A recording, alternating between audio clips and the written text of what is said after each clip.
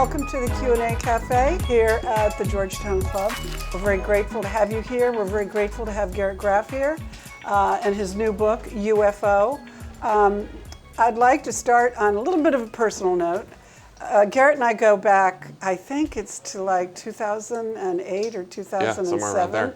When we were both standing kind of bored against the wall, covering social life in Washington. But it was, it got us out of the house.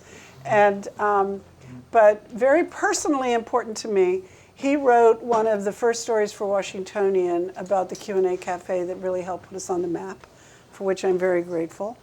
And then when Nathan's closed, and after I'd written my book and I was very unemployed, we won't go into that in too much depth, Garrett offered me a job as editor-at-large at Washingtonian, which I knew was essentially taking me off the junk heap of unemployment, much like the Tin Man getting some oil squirted into it.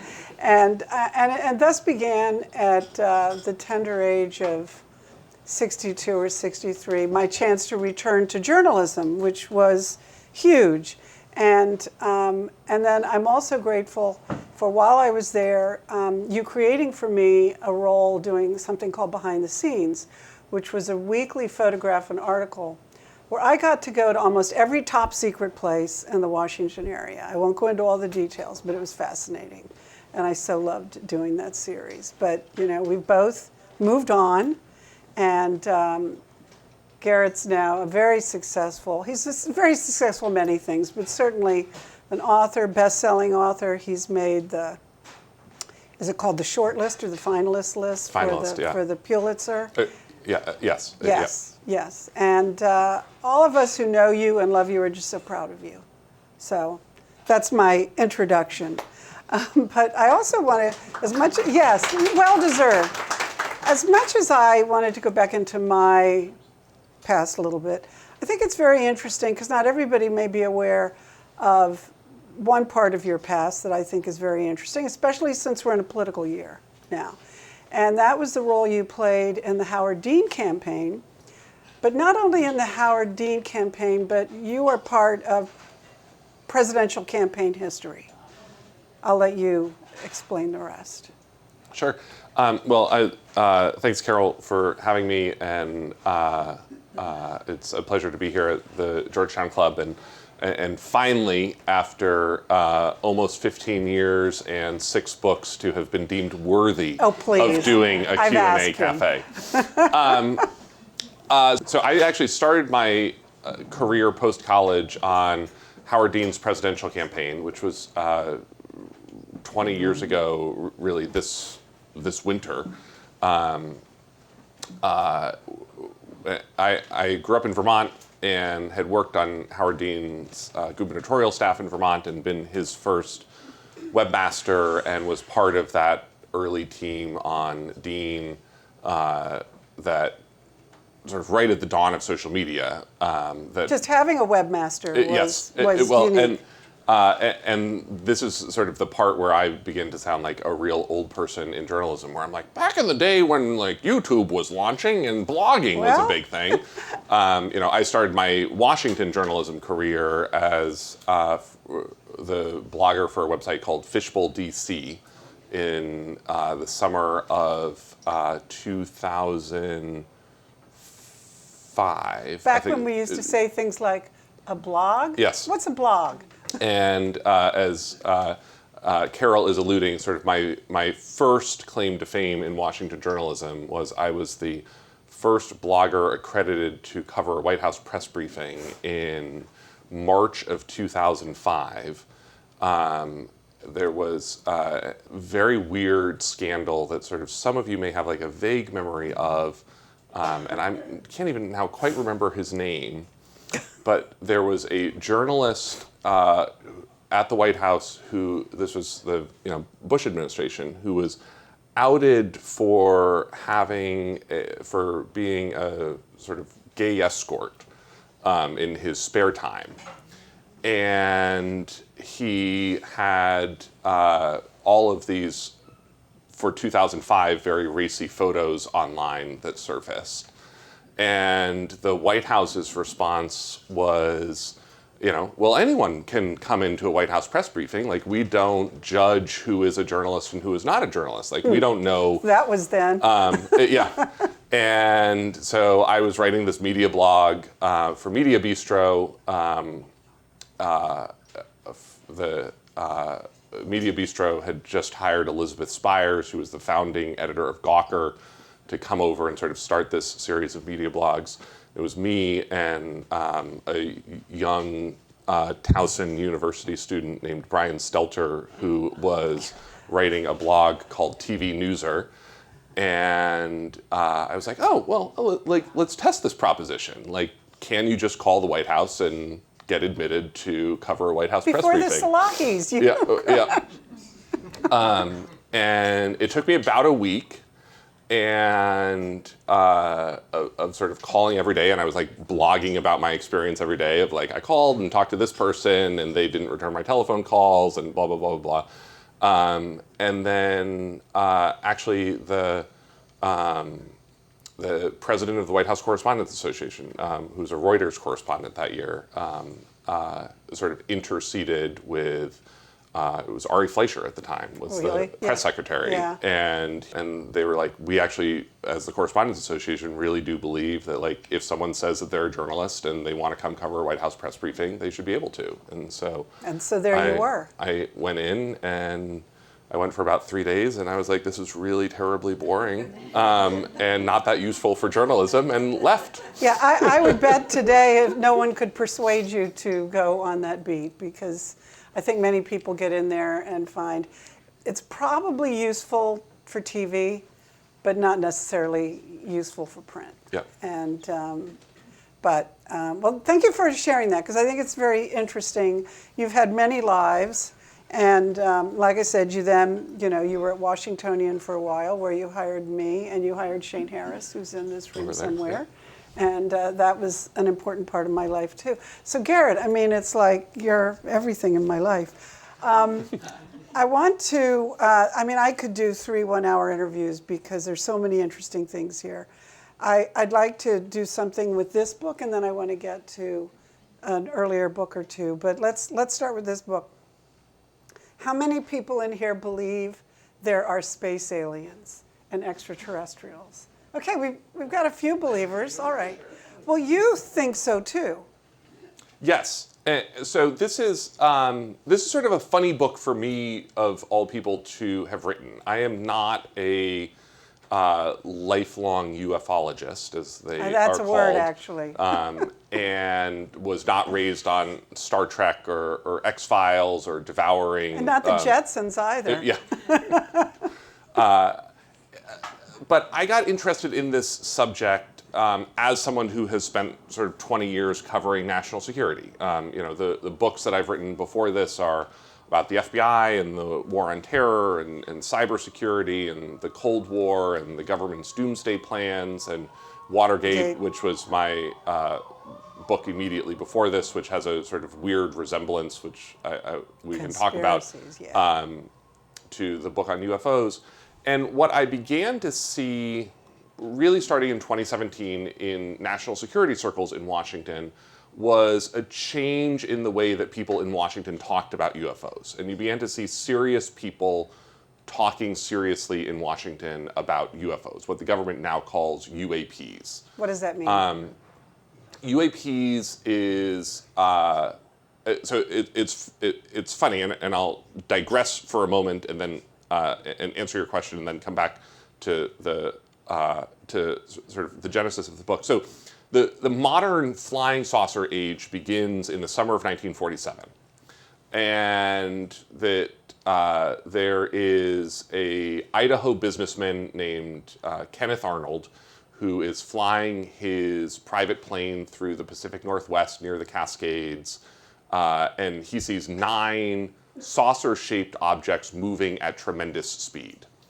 And he lands, tells people about it, tells his friends, it gets picked up by the media, that horrible media, and creates really the first firestorm of attention around flying saucers. Over the course of that summer, There are sightings in 34 states. There's the crash in Roswell, which is just one of the many things that happens that summer. And the government really begins to panic. And the government initially is concerned that this is not aliens. No one thinks that this is aliens at this point. They think it is secret Soviet spacecraft being built by kidnapped Nazi rocket scientists. Because what is the United States doing in the summer of 47? We are building secret spacecraft with, and we would use a very different word, we had provided unique employment opportunities to former Nazi rocket scientists. Rather than sending them to war crimes trials, they could come to Los Alamos and the White Sands Proving Grounds and build on their V-2 rockets. And so they were afraid that this was sort of the early start to losing the space race. Government begins to panic. They launch the first study of what are then called flying saucers, and they are looking for a term to destigmatize the giggle factor of flying saucers. So they popularize the term UFO, unidentified flying object, which is meant at that time to also redefine the problem or mystery, because not everything that people are seeing is saucer shaped. So this is, flying objects that are unidentified. Fast forward a number of decades, and the giggle factor is now built up around UFOs. So when the government begins taking this more seriously in the last 15 or so years, they first rebrand it UAPs for unidentified aerial phenomenon. And that's meant to encompass a shift that not all of these things are objects, that some chunk of them are going to be phenomenon, meteorological, astronomical, atmospheric phenomenon. Then the government redefines it a second time, and now what UAP stands for is unidentified anomalous phenomenon, which is a secondary redefinition that not all of these things are flying. That actually one of the things that the Pentagon and the government has gotten really interested in are USOs, unidentified submerged objects or unidentified swimming objects. I bet your publisher didn't want to use any of those terms. Well, and so, but then, when you're trying to write a book about it, like what is the thing people actually care about? It's UFO. UFO. So you will hear me sort of use these terms somewhat interchangeably. But what you saw in 2017 was this shift of serious people talking seriously about UFOs. There was some reporting in the New York Times and Politico that outlined a until then secret UFO study program, UAP study program, that had been funded by Harry Reid, then the Democratic majority leader of the US Senate, with Robert Bigelow, who's a Nevada sort of space entrepreneur and hotel magnate. And then came out somewhat simultaneously, fall of 2017, these stories about these naval pilots, Navy aviators, who had encounters with objects that they could not explain, that had been captured on video. The Pentagon ends up releasing these videos of things that the fighter pilots have come across that they really don't know how to explain. Yeah. And that they believe represent technologies that the US cannot counter. And so the moment that this turned, and actually Shane Harris, who you had mentioned, who's reporter covering national security at the Washington Post, wrote a bunch of the stories that sort of helped reshape our understanding of this in the modern era. But for me, there was one very specific moment that turned this from like a background story that I was following to like something that I wanted to dive into for a book, which was in December 2020. John Brennan, a name probably some of you know and have met here in Washington, gave an interview to another DC journalist named Tyler Cowen, where Brennan says, and actually I'm going to read the exact quote because it is just so weird, that Brennan says, He's asked about UFOs. John Brennan, at this point, December 2020, has just stepped down from a lifelong 30-year career in U.S. intelligence at the CIA, had spent the final 8 years in the Obama administration as the White House Homeland Security Advisor and the CIA Director. And asked about UFOs, he says, this is the most tortured syntax you will ever hear anyone actually speak out loud. But it's so Washington. Some of the phenomenon we're going to be seeing continues to be unexplained and might, in fact, be some type of phenomenon that is the result of something that we don't yet understand and that could involve some type of activity that some might say constitutes a different form of life. Now, that's like a really, really weird comment for someone like John Brennan to make. And it struck me because I was like, there can't be that many things that puzzle John Brennan. Like, if you are CIA director and you are White House Homeland Security Advisor, and you wake up in the morning with like basically any question in your mind, there is a $60 billion a year intelligence apparatus that will go out and try to answer that question as quickly as possible. You have intelligence analysts, spies, intelligence officers, satellites, signals intelligence, intercept networks. Like, if But John if there's Brennan, an impetus to, right? There needs to be an impetus to do it. but if John Brennan is leaving office at the end of this whole career, and he's like, yeah, you know what, this like UFO thing really puzzles me. Like, that felt like something that was both a significant statement for him to make and also sort of worthy of diving into. Didn't President Obama also give it so some? Obama gives a sort of equally weird answer. He was asked about it around the same time on the talk show with James Corden, and gives a sort of equally weird answer. That's not negating it. Right, that's like not no. Yeah. And to me, what I ended up trying to do with this book was weave together two threads that historians and journalists generally treat differently, which is the military and government's hunt to solve the mystery of UFOs here, and the evolving science and astronomy around what's called the search for extraterrestrial life, SETI, out across the rest of the universe. Because journalists and historians wrongly treat these as two totally unrelated stories, which is like, you've got the kooky UFO people doing weird stuff here. Tinfoil hats. Like tinfoil hat, little green men. And then you've got the serious astronomers doing real science work about like the hunt for aliens out there. And of course, like, the two stories are very much related. Like, a key part of understanding whether aliens are visiting Earth is whether aliens exist at all. And so what I think I ended up, and this is where I sort of finally answer your question after like a 17-minute winding digression. The stage is yours. Is where I end up is that we've had this really incredible revolution in human knowledge in the last quarter century, that the math is undeniably on the side of the aliens. That our understanding of the size and scope and scale of the universe is such that our universe probably not only teems with life, but teems with intelligent life.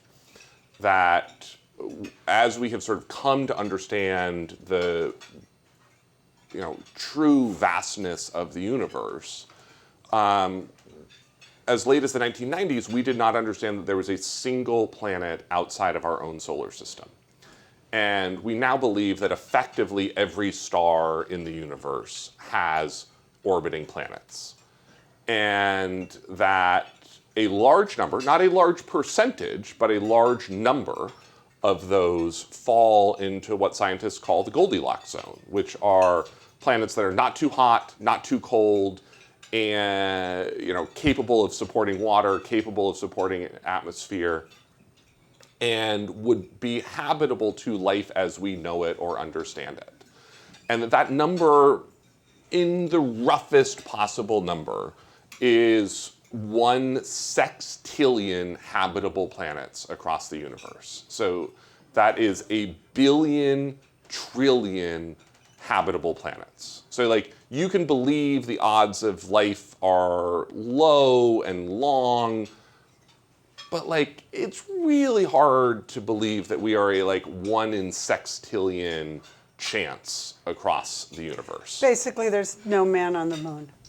The man on the moon is in another universe. Well, so this is where you actually, I think, I end up getting stuck, which is there's almost certainly life out there. There's almost certainly intelligent life out there. Whether any of it is close enough for us to ever know in our lifetimes. In our lifetimes Yeah. is pretty unlikely. Because it may not be in our solar system. Well, it's almost certainly not in our solar system. Right. Well, that's and that when you begin to get into this and unpack the science and talk to people who work on this, part of what's also sort of funny about this is we have this like hugely human-centric view that if intelligent life and intelligent civilizations exist out there, they would care that we exist. And there's actually very little evidence to support anyone thinking that visiting us is worthwhile. us as humans. Humans and Earth. And that, we are a very young civilization on a very young planet in a young solar system in a very old universe. And we are in round numbers. Our solar system's 4.5 billion years old in a 14 billion year old universe. Your book got me into a kind of a spiral about civilizations because what you're pointing out or making clear is that our civilization may not even last long enough. It may be another civilization on Earth that finds out what the answer is. Yeah, so this is one of the things that I got really interested in as I got into this, which is we almost certainly misunderstand the first contact scenario. That we have really these three ideas of what Hollywood has told us our first experience with aliens is going to be like. So there's the Independence Day, take me to your leader, flying saucer appears over the White House. We are here for friendship, or we are here to harvest your organs for food and energy. There is the Jodie Foster contact radio message from outer space to Earth. And then there is the ET sort of stranded lone traveler. And all three of these are totally unambiguous and clear examples and messages and conclusions about intelligent life's contact with Earth. Where does Close Encounters fit in? Well, so what we are more likely to experience is actually something that's like far more ambiguous and puzzling, which is we are most likely first going to see a piece of space trash. We are most likely going to look up and capture in a telescopic image or find wreckage here on Earth of a defunct space probe, a piece of wreckage of some spacecraft, some piece of distant civilization floating through our solar system. And it could be this small. Yeah, something that is... Pick it up and throw it in the trash. Right, something that is the sort of galactic equivalent of like an empty plastic bag blowing through our cosmic backyard, where we like look up one day and we're like, well, that's not from our Walmart. Like, whose Walmart do you think that's from? And we're going to be left with these questions of like, okay, like, is this civilization still around? Is this nearby? Is this friend or foe? Because to your point, one of the things that's like really fascinating, again, as you unpack this, is we may be functionally alone right now. And what I mean by that is the scientists who work on SETI have, one of the pioneers of this, Frank Drake, came up with what's called the Drake equation, which is sort of the most famous equation in extraterrestrial studies.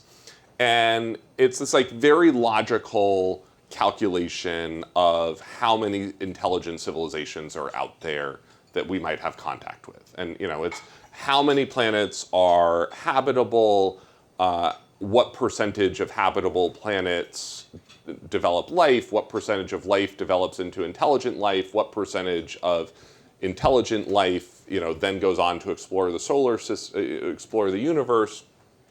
And then there's what is the most important variable in SETI, which is called L, which is the length of time that an intelligent civilization lasts. L is the whole ballgame. If L is in the like tens of thousands or hundreds of thousands of years, every civilization across our solar system will be functionally alone at the time of its existence.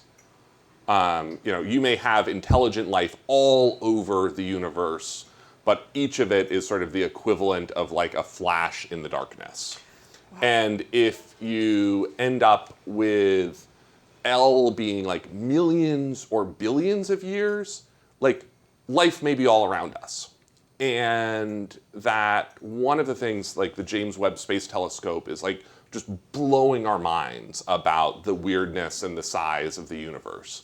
And one of the things it has found is stars and galaxies that began to form within 300 million years of the start of the universe. So you're left with this like really amazing thought experiment that we could have had billion-year civilizations, like things that are more advanced than we could possibly imagine, come and go multiple times, multiple billion-year civilizations that have come and gone before our solar system even began to gather out of dust. Okay, well, let me bring you back to Earth a little bit, okay, because you're freaking me out. But I love it. And that's why you've got to read the book. But I'm very interested in the parts that are about the degree to which we have a surveillance system existing in our country and around the world that is seeing a lot that they just don't tell us about, not necessarily because it's a cover-up. Sometimes it may be, but because they just don't want to tell us.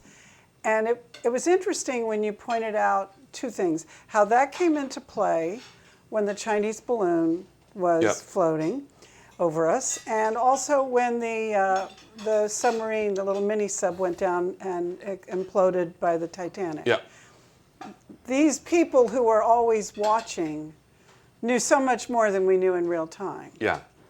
And so talk about that a little bit, the degree to which they're always tracking a lot more than, it's not just pilots flying United 355 over Texas. Yeah. So part of what gets really complicated when you're looking at the question of UFOs here is the government, the US government, foreign governments, is absolutely covering up its understanding and knowledge about UFOs. Probably not for the reasons that we think it is, or at least not for the reasons you want to believe that they are. There are sort of two cloaks of secrecy that surround so much of what the government knows and understands about UFOs. One is a big chunk, we don't know how big, but a big chunk of what the public thinks are UFO sightings are our government's own secret test projects.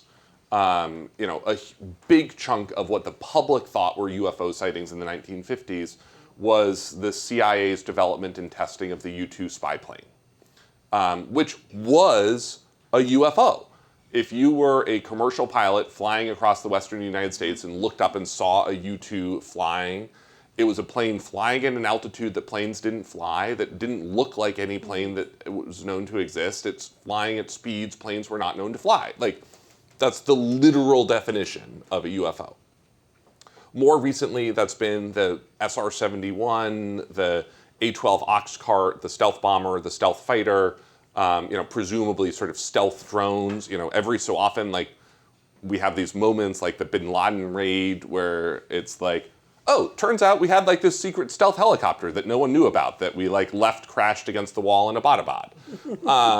But like these programs are always out there, and like some chunk of what the public thinks are UFOs is like the government's own secret weird stuff. The other chunk of it is, or at least another chunk of it, is the advanced adversary technology being tested against us. Chinese drones, Russian drones, Iranian drones. When you hear, as a UFO whistleblower said last summer, like, the US government has a UFO crash retrieval program, like, yes, it actually does. It has had that program for 100 years. And it dates back to what was originally called the Foreign Technology Division of the Army Air Corps in World War I. And what it does is, like, during World War II, like, went around and collected crashed Messerschmitt fighters and Japanese Zeros and Dornier bombers and pieces of the V-2. And in, the Cold War, like, this is how we got our hands on Soviet MiGs. And now, like, a big chunk of what the government is tracking in UFOs, UAPs, presumably are advanced Chinese drones, Russian drones, Iranian drones, stealth aircraft. And under the sea.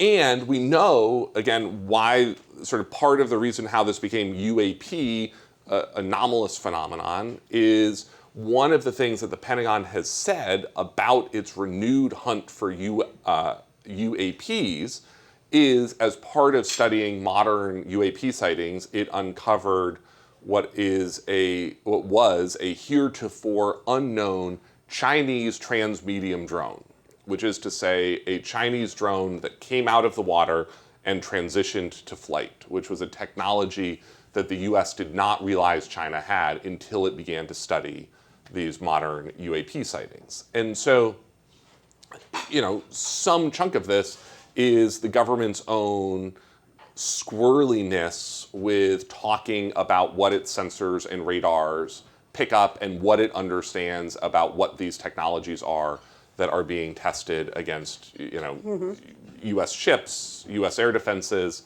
And then you have a category that I actually treat entirely separately, which is like the Chinese spy balloon, which is, and this is a highly scientific term, there's another category of UFO sightings, which is just there's a bunch of weird stuff floating around up there in the sky that we don't pay attention to on a daily basis. That it's actually meant to be up there, or are you including space junk? So it's literal trash floating around in the air. It's stuff floating around up there that we were not paying attention to. And then if you sort of set the NORAD radars slightly differently, it begins to pick up all of these balloons, and we panic and have a week of UFO sightings where the government panics and sends up the world's most advanced fighter jet to shoot down these UFOs with $250,000 missiles. And do you know what one of those UFOs we shot down almost exactly a year ago was?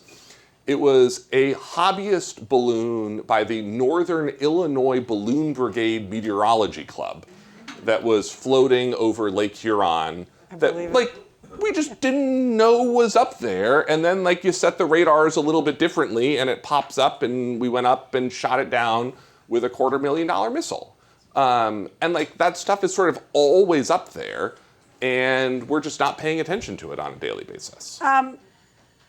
This probably is, maybe a dumb question, but I know you'll have an answer for it. Could AI in some way be a UAP or evolve into a UAP? Well, so part of the sort of modern UAP movement is doing is humans are terrible witnesses when it comes to, literally anything. I mean, sort of ask about, your local traffic accident. Mm-hmm. They are uniquely bad witnesses when it comes to UFO sightings. a huge percentage of public UFO sightings are the planet Venus or the Starlink satellites, which appear in like weird bright lines up in the sky. And what we, in order to sort of figure out what are true UFOs or UAPs, which is a much smaller percentage of total sightings. Historically, the government studies settle around 20% of public UFO sightings they are not able to explain. Better technology, better data, the modern Pentagon number, and I think, Shane, you actually got this number at an event that you were doing in the fall. The Pentagon office now says it's between 2 and 5% of sightings that they investigate they are not able to solve. That to me is the totality of the sightings that are worth talking about, is that 2 to 5%, and we can talk about what that might actually be. But that corner we just don't know that much about because our data on it is so poor. And it's really hard to reconstruct UFO sightings after the fact. And so what you're seeing is the Harvard Astronomy Chair, Avi Loeb, who's one of the sort of big proponents of the modern SETI efforts, he established last fall the first UAP observatory on the roof of the Harvard Astronomy Building in Cambridge, which sort of is a little bit like the blind man or the man in the dark looking for his keys under the light, not because that's where he lost them, but that's because where it's visible. Like there's no evidence that the sky above Harvard is like uniquely populated by UAPs. But Harvard would think that. Well, I mean, obviously, if they're going to go anywhere, the aliens are going to first go to Harvard. Just like they come to America. And his effort is really just to establish what the normal baseline of the sky looks like, which is something that we've never bothered to try to do. And that, in his mind, like before we know what is anomalous, we have to know what normal looks like. And so his efforts are sort of geared towards establishing the baseline of what the night sky or the daytime sky looks like in order to begin to sort out. And this is ultimately sort of something that AI is going to be helpful with. Let me give you sort of one other example of where AI really helps. Okay, but we only have about 5 minutes, Okay. and I still want to ask you about another book. Okay. When you talk about sort of just how new and nascent and unevolved our search for extraterrestrial intelligence is, just how little we know about the universe and the world around us. Mm-hmm. We have never even looked at the moon close enough to know whether there are other lunar landers on the moon. Like we have never, only in the last couple of years have we photographed the moon at a level of detail close enough to notice whether someone else has left a lunar lander like the one that we left on the moon. I'm not saying that I believe that there are other lunar landers, but when you look at like the sort of low-hangingest of all low-hanging fruit, like the one place in the universe we have left something, we have not even inspected to see whether someone else has left something there. And that it's only just within these last couple of years that we've photographed it at a level of detail that we could do that.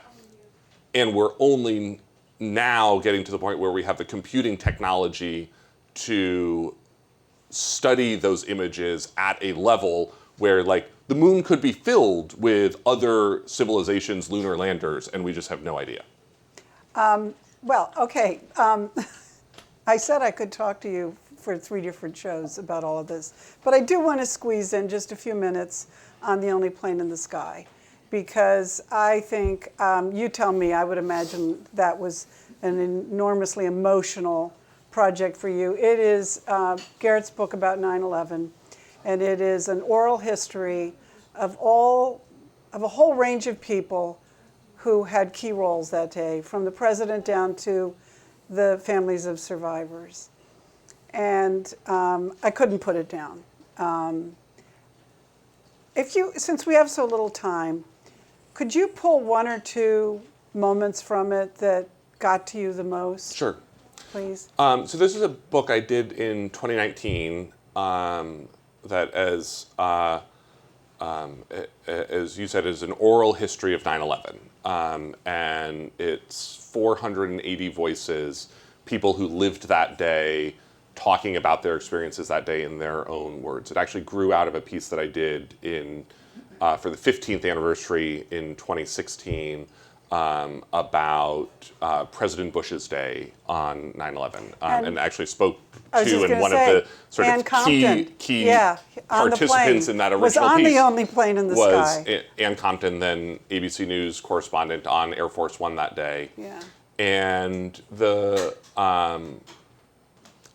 that piece grew into this book that tries to tell sort of the full story of 9/11, morning to night, coast to coast, in the voices of the people as they experienced it. And we're actually quickly coming up on the 25th anniversary of 9/11 here in about 2 years, and a big part of the readership of that book now is people who don't remember 9/11, who were born after or were too young to remember it. About a third of America is now too young to remember 9/11. And the thing that I always try to talk about when I talk about 9/11, because I think it's the hardest thing for us to remember, is the 17 most interesting minutes of that day, which is from 8:46 and the first crash to 9:03, then the second crash. And in those 17 minutes, talking to all of the people who I talked to for that book or archives that I mined, you see all of the innocence that existed in America up until 9:03 a.m. on Tuesday, September 11th, that we have never, ever recovered. Yeah. And that for those 17 minutes, no one thinks it's terrorism. And everyone has the same series of conversations. Plane has hit the World Trade Center. Okay, probably a small plane, air traffic control accident, mechanical problem, pilot had a heart attack. One of the stories that I tell in the book is one of the ferry boat captains of the New York, New Jersey commuter ferry. And he talks about watching the plane crash into the North Tower as they're pulling into Wall Street Terminal, right there at the base of Lower Manhattan. And every single person on the boat gets off and walks into Lower Manhattan as there's paper and wreckage fluttering down around them from that first crash. There's not a single person on the boat who says, this kind of just seems like this might be a bad day. I might just sort of turn around and go home. And that sort of just everyone continues on with life for 17 minutes. And then, and this is people in the South Tower sort of look out their windows and go back to their desks. This is President Bush is in Sarasota, Florida, and he has this telephone call with Condi Rice where Condi Rice tells him about it. And they both go, that's weird. And Bush goes on into that classroom, and Condi Rice walks on into her 9 a.m. staff meeting, and sort of everyone goes on about their day. And in those 17 minutes, you just see just how different America was. And to me, that's Very the moment sad. that I think, when you talk to people who don't remember 9/11, that's to me the moment that I always try to talk about because they have grown up and live in such a different country.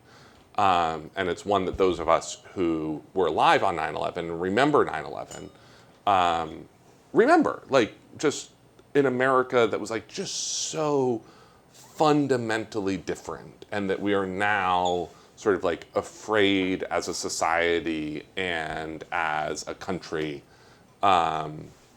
of public spaces, of loud noises, of weird things, in a way that, like, at 8:46 Tuesday, September the 11th, 2001, we were not. Let me talk about sort of one other thing that I think is really interesting in the way that UFOs have changed our country, which my most recent book before this was Watergate. And the second half of this book ends up being this incredibly odd and unexpected sequel to Watergate.